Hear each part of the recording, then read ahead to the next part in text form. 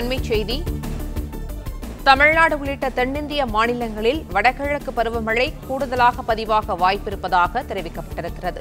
வடகிழக்கு பருவமழை இந்த ஆண்டு இயல்பை விட 112% கூடுதலாக பதிவாகக்கூடும் என இந்திய வானிலை ஆய்வு மையம் தெரிவித்திருக்கிறது.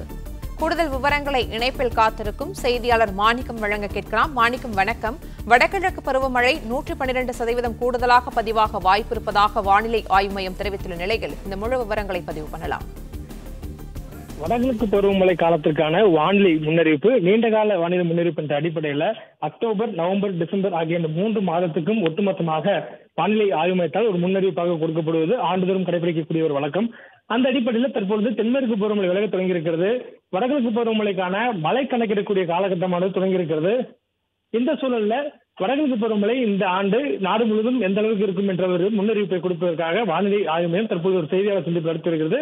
அந்த சந்திப்புல வானிலை ஆய்வு மையத்துடைய தலைவர் டிஜி மகபத்ரா அவர்கள் தற்போது செய்தியாளர் சந்தித்திருக்கிறார். அந்த சந்திப்பின் பொழுது தற்பொழுது தென்னிந்திய பகுதிகளில், தமிழ்நாடு உள்ளிட்ட தென்னிந்திய பகுதிகளில் வடகிழக்கு பருவமழை இயல்பை விட அதிகமாக இருக்கும் எனவும், அதாவது இயல்பான அளவாக இருக்கக்கூடிய 112% விட கூடுதலாக மழைப்பொழிவு பதிவாவதற்கான வாய்ப்பு இருப்பதாக வானிலை ஆய்வு மையம் தெரிவித்திருக்கிறாங்க. அதே போன்று அக்டோபர் மாதத்துல இயல்பை விட அதிகமாக 115%க்கும் கூடுதலாக மழை பதிவாவதற்கு வாய்ப்பு இருப்பதாக வானிலை ஆய்வு மையம் தெரிவித்திருக்கிறாங்க. அதாவது 100லிருந்து 112% என்ற கணக்கிடக்கூடிய அந்த அளவானது இயல்பான மழை அளவாக வானிலை ஆய்வு கணக்கிடுகிறார்கள். அதாவது குறைந்தபட்சமாக 88% அதிகபட்சமாக 112% வரைக்குமான அந்த அளவிட வானிலை ஆய்வு மையம் சராசரி மழை அளவாக கொள்கிறது. ஆனால் இந்த ஆண்டு இயல்பை விட அதிகமாக இருக்கும் என்பதனால 112% விட கூடுதலாக மழைப்பொழிவு தென்னிந்திய பகுதியின் மீது வடகிழக்கு பருவமழை இருக்கும் என்ற ஒரு அறிவிப்பை வானிலை ஆய்வு கொடுத்திருக்கிறாங்க. தமிழ்நாட்டை பொறுத்தவரையிலும் வடகிழக்கு பருவமழை சராசரியாக தமிழ்நாடு முழுவதும் 45 சென்டிமீட்டர் அளவில் மழைப்பதிவானது இருக்கும். ஆனால் அதை விட கூடுதலாக தற்பொழுது பதிவாவதற்கான வாய்ப்பு இருப்பதாகவும் சொல்லப்பட்டிருக்கிறது. அதே போன்று சென்னையை பொறுத்தவரையிலும் வடகிழக்கு பருவமழை ஒரு ஆண்டில், அதாவது நமக்கு அக்டோபர், நவம்பர், டிசம்பர் என்ற 3 காலகட்டத்திலும் நமக்கு சென்னைக்கு, ஒட்டுமொத்த சென்னைக்கும் 78 சென்டிமீட்டர் மழைப்பொழிவானது இந்த வடகிழக்கு பருவமழை காலத்தில் கிடைக்கும்.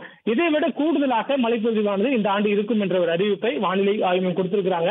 தொடர்ந்து தென்மேற்கு பருவமழை பார்க்கும் பொழுது தமிழகத்தில் பதிவாகி, இந்தியா அளவில் பதிவாகக்கூடிய மழை அளவானது ஒட்டுமொத்த ஒரே சீரான அளவாக இல்லாம மழைப்பொழிவு திடீரென பெய்யக்கூடிய ஒரு வானிலை சிறப்பு நிகழ்வுகளாக அமைந்திருப்பதாக வானிலை ஆய்வு குறிப்பிட்டிருக்கிறாங்க.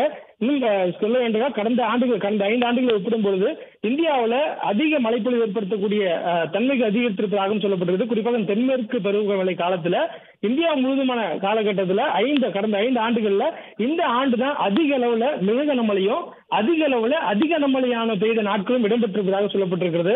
குறிப்பாக இந்த ஆண்டு அதிக கனமழை மட்டுமே 96 இடங்கள்ல ஏற்பட்டிருப்பதாகவும், அதே போன்று மிக கனமழையானது 525 இடங்கள்ல ஏற்பட்டிருப்பதாகவும் வானிலை ஆய்வு தெரிவித்திருக்கிறாங்க.